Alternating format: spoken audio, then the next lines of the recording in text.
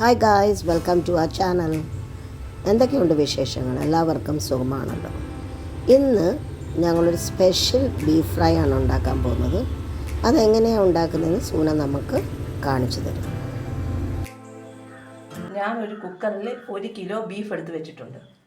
അതിലേക്ക് ആദ്യം 1.5 ടീസ്പൂൺ മുളക് പൊടി, 2 ടീസ്പൂൺ മല്ലിപ്പൊടി, 1/2 ടീസ്പൂൺ മഞ്ഞൾപ്പൊടി, 1.5 teaspoon meet masala, 1 teaspoon garam masala, 15 ചെറിയ ഉള്ളി ചതച്ചത്, 10 അല്ലി വെളുത്തുള്ളി, ഒരു ചെറിയ കഷ്ണം ഇഞ്ചി, 2 വലിയ പച്ചമുളക് ഇത് ചതച്ചത്, ആവശ്യത്തിന് ഉപ്പ്.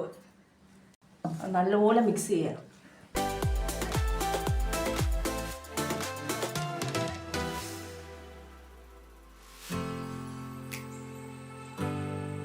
അതിലേക്ക് 2 ടീസ്പൂൺ വിനാഗിരി കൂടെ ചേർക്കും.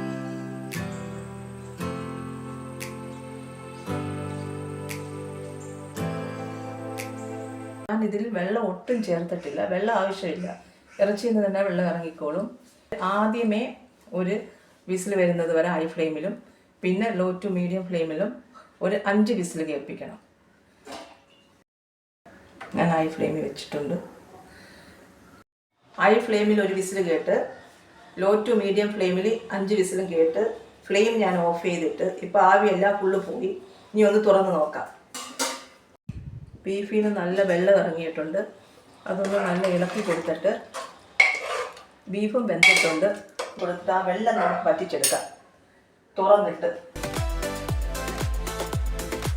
ഹൈ ഫ്ലെയിമിൽ വെച്ച് തുറന്നിട്ട് വെള്ളം വറ്റിക്കാം.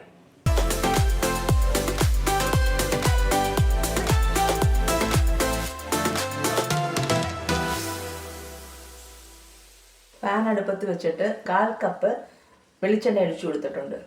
അത് ചൂടായി വന്നിട്ടുണ്ട്.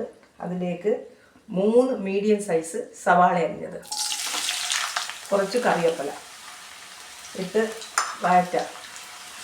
നല്ലപോലെ ബ്രൗൺ നിറമൊന്നും ആകണ്ട. ഒരുവിധം വഴണ്ട് വരുമ്പോഴത്തേക്ക് ബീഫ് ഇട്ട് കൊടുക്കാം. കുറച്ച് ഉപ്പും കൂടി ഇട്ട് കൊടുക്കാം. ഇത് വഴണ്ട് വന്നിട്ടുണ്ട്. അതിലേക്ക് ബീഫ് ഇട്ട് കൊടുക്കാം. ലോ ഫ്ലെയിമിലാക്കി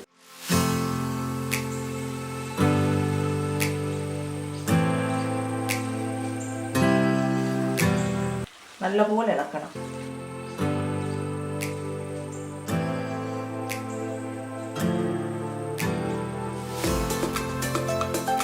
രണ്ട് ടീസ്പൂൺ കുരുമുളക് പൊടിയും ഇട്ടു.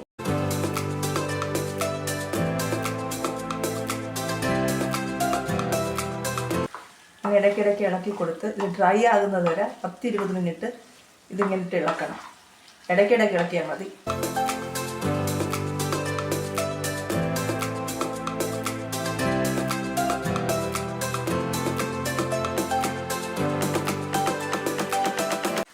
മീഡിയം ഫ്ലെയിമിലിട്ട് വേണം ഇളക്കേണ്ടത്.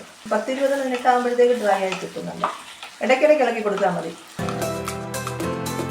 വേറൊരു പാൻ അടുപ്പത്ത് വെച്ചിട്ട് അതിലേക്ക് 2 ടീസ്പൂൺ നെയ്യ് ഒഴിച്ചിട്ട് കുറച്ച് അണ്ടിപ്പരിപ്പിട്ട് ഫ്രൈ ചെയ്ത് ചേർക്കാം.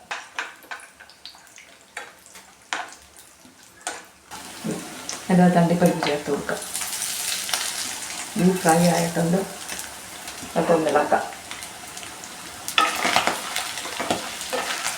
നെയ്യ് ചേർക്കുമ്പം ബീഫ് ഫ്രൈക്ക് നല്ല ടേസ്റ്റ് ആയിരിക്കും. ഒരു പ്രത്യേക ടേസ്റ്റ് ആയിരിക്കും. രുചികരമായ ബീഫ് ഫ്രൈ റെഡി.